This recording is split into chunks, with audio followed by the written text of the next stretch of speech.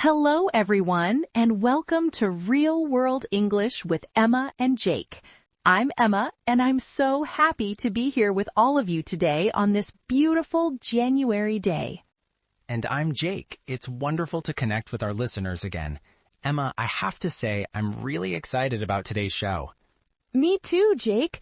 Today we're going to take some time to look back at our experiences from the past year and share some stories with our listeners.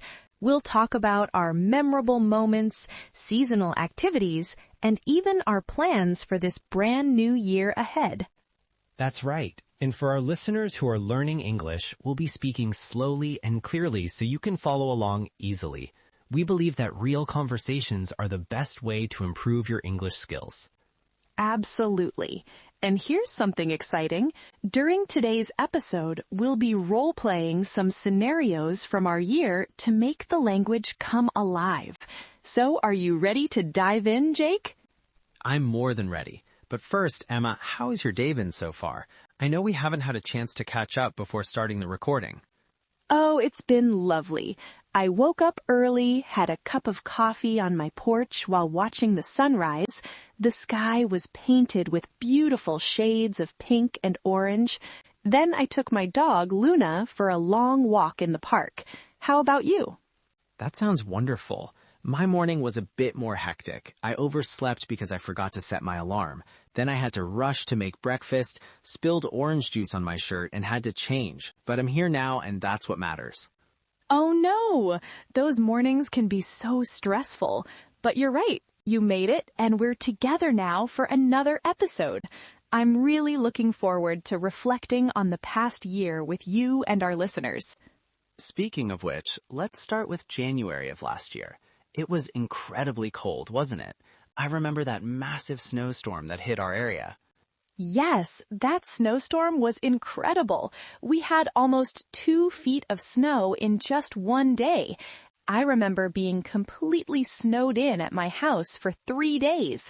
Let's role-play what happened that day. I'll start. Jake, are you there? Can you hear me? The power just went out at my house, and it's freezing. Emma? Yes, I can hear you. The same thing happened at my place about an hour ago. Do you have candles or a flashlight? And please tell me you have warm blankets and food that doesn't need cooking. Yes, thankfully I prepared before the storm. I have candles, blankets, and plenty of non-perishable food. But I'm worried about how long this will last. The weather report said the storm might continue for another day or 2. Try not to worry. These winter storms can be scary, but they always pass. Do you remember what we learned in that emergency preparedness workshop last year? Keep all your doors closed to conserve heat. Wear layers, and if it gets too cold, create a small warm space in one room rather than trying to heat the whole house. And that's exactly what I did. I set up a little camp in my living room with all my blankets, candles for light and a bit of warmth, and my dog, Luna, for company. It was actually kind of cozy once I got over the initial shock. That's making the best of a difficult situation. I ended up doing something similar. I built a fort with blankets in my living room. Yes, like a child, but it really helped keep the warmth in. I read 3 books by candlelight during those 3 days. That sounds so peaceful, actually. Sometimes these unexpected events force us to slow down and do things we wouldn't normally make time for, like reading physical books instead of scrolling on our phones. You're absolutely right. That's a great perspective. Speaking of unexpected events, do you remember what happened in February? That surprise party for your birthday that almost didn't happen? Oh my goodness, yes. That was such a roller coaster of emotions. For our listeners who don't know the story, my friends had planned a surprise birthday party for me, but almost everything went wrong. Let's roleplay that day. I'll start. Lisa, it's Jake. We have a serious problem. The cake company just called and said they can't deliver Emma's cake because of the road closure. And the restaurant just called saying they're short-staffed and might need to cancel our reservation. What are we going to do? Emma will be here in 3 hours. Jake, calm down. We can figure this out. For the cake, let's call that small bakery near your apartment. They might be able to help on short notice. And if the restaurant cancels, we can move the party to your place. You have enough space, right? I guess that could work, but what about decorations and food? We were counting on the restaurant for that.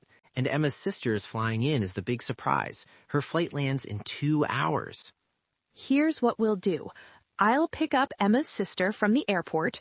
You call everyone and tell them about the change of plans.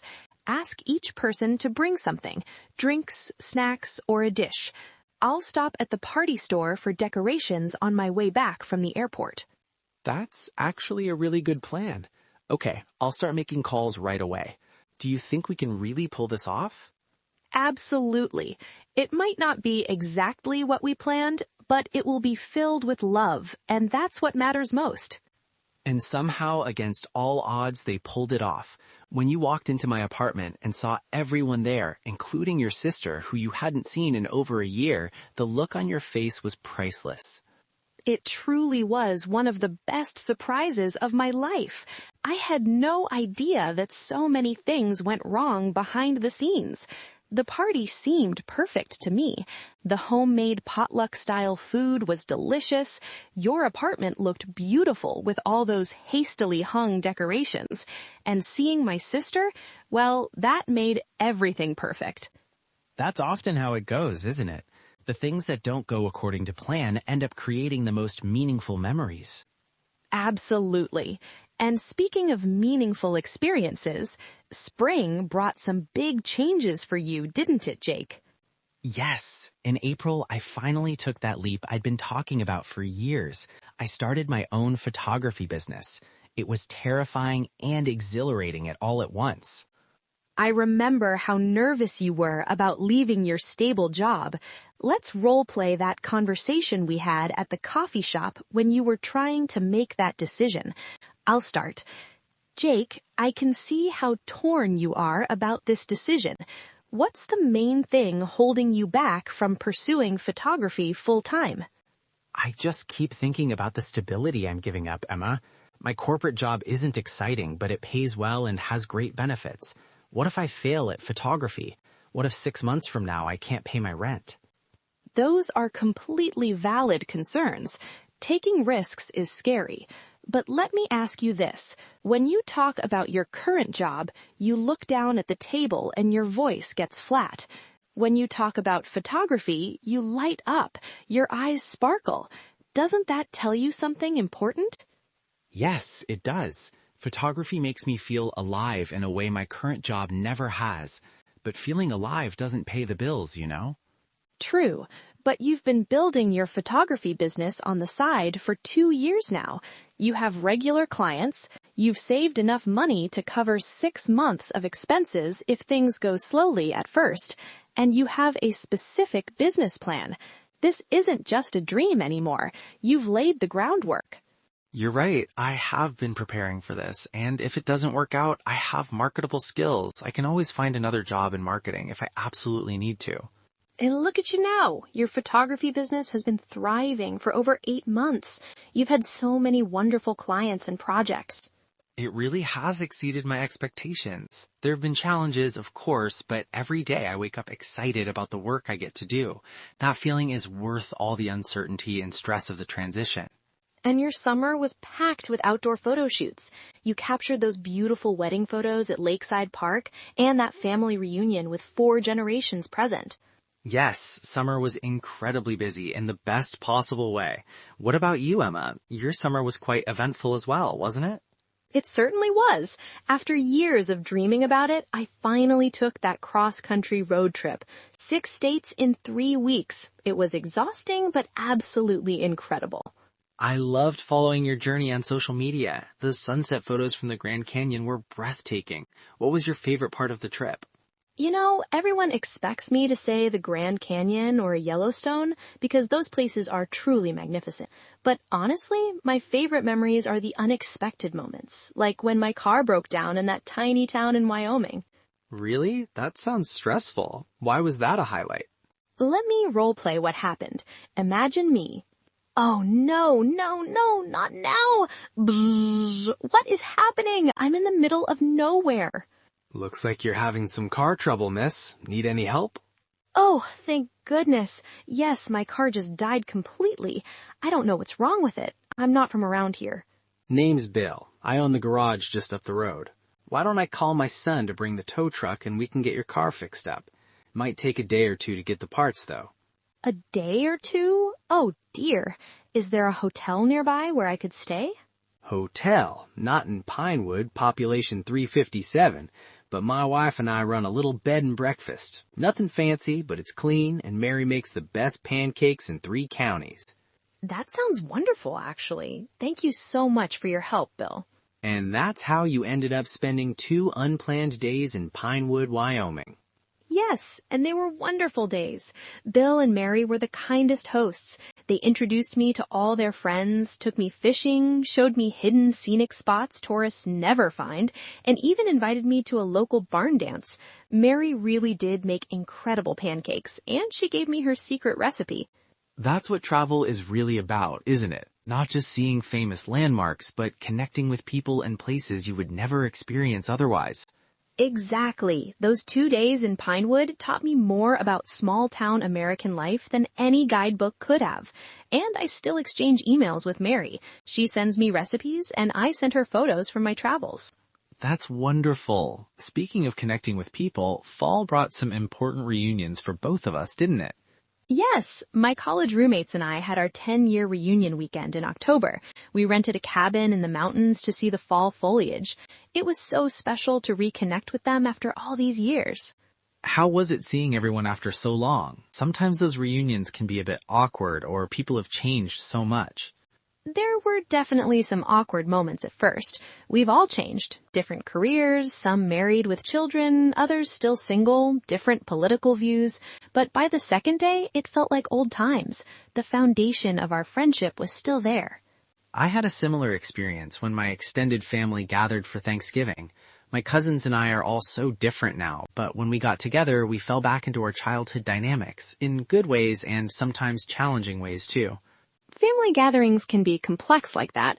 Let's role-play a scene from your Thanksgiving. I'll be your aunt who asks too many personal questions, shifting to an older, nosier voice.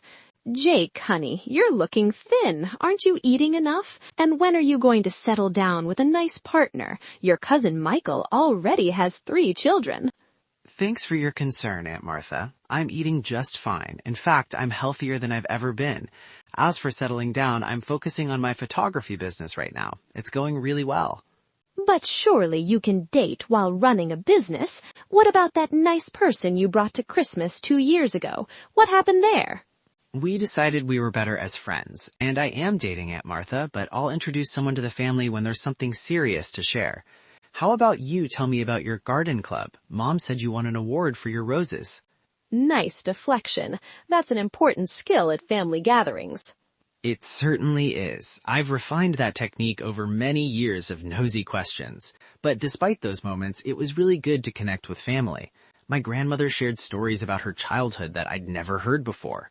Those family stories are such treasures. My grandmother passed away 5 years ago, and I wish I had recorded more of her stories. That's one thing I've learned to appreciate more as I've gotten older, the importance of preserving family history and stories. Actually, that leads us nicely into the winter holidays. You did something special for Christmas this year, didn't you, Emma? Yes, instead of buying traditional gifts, I created personalized memory books for my parents and siblings. I collected photos from throughout our lives, wrote down family stories and traditions, and even included some old recipes. That sounds incredibly meaningful. How did your family react? There were definitely tears, happy ones. My mom kept saying she couldn't believe I remembered so many details from our childhood, and my dad, who rarely shows emotion, had to leave the room for a minute to compose himself. It was really special. Those are the best kinds of gifts, the ones that come from the heart and create more connection. I did something a bit different this year, too. I volunteered at the community center serving Christmas dinner. That's wonderful, Jake. What was that experience like? It was humbling and heartwarming. So many different people came together. Some experiencing homelessness, elderly people who live alone, families going through hard times, and volunteers from all walks of life. Let me role play a conversation I had while serving food. Would you like some more mashed potatoes, sir? Oh, yes, please, young man. You're very kind. This is the best meal I've had in months, you know. I'm glad you're enjoying it. Are you from this neighborhood? Been living in the same apartment for 43 years. Used to be a school teacher at Lincoln Elementary. Taught there for 37 years before retiring. Christmas was always my favorite time at school. The children would put on such wonderful pageants. 37 years. That's incredible dedication. You must have taught generations of families. Oh, yes. At the end, I was teaching the grandchildren of my first students. Can you imagine that? Pause. It gets lonely now, especially during the holidays. My Margaret passed away 5 years ago, and our son lives across the country with his family. I'm sorry about your loss and that your son is far away, but I'm glad you came today. No one should be alone on Christmas. Thank you, dear. The food is wonderful, but it's the company that truly matters. Everyone here has been so kind. That man, Mr. Reynolds, ended up telling me stories for nearly an hour. He had such wisdom and humor. We've actually kept in touch. I visit him every couple of weeks now. That's beautiful, Jake. Sometimes the most meaningful connections come from unexpected places. What started as volunteer work has turned into a genuine friendship. Exactly. And it's made me think about how I want to be more involved in my community this coming year. Which brings us to our plans for the new year.